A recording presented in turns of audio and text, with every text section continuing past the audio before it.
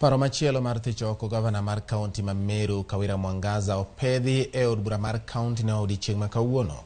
MCA ma Abogeta West Dennis Kiogora ochwalo burano.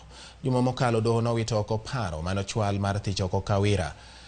E paro manyien mowuok sani iseyo Kawira Mwangaza kuom tiyo marach gi apisi mare kendo ndiko jaode kaachiel koda wedene tich ataro mar chik. If we don't take action or to be able to seek such statements is taken, because if at all a statement someone can, I pity myself and those in the implementation. This is the behavior or the tendencies that you are going to get.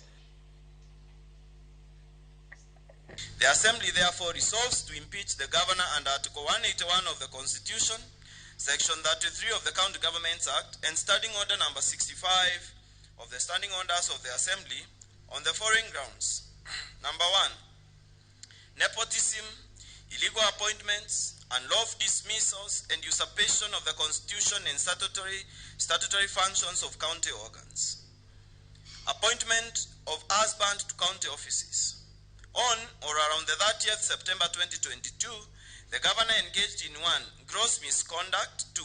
Grossly violated Articles 10, 232, 235, and 236 of the Constitution. Grossly violated Section 17 of the Public Officer Ethics Act. Grossly violated Sections 55, 59, 59A, 60, 62, 63, 64, and 65 of the County Governments Act. Grossly violated Section 6 and 11 of the Meru County Youth Service Act 2018, and grossly violated Section 4 of the Public Appointments County Assembly's Approval Act of 2017 by appointing a husband to the non-existent position of the patron of the Meru Youth Service before conducting a transparent and competitive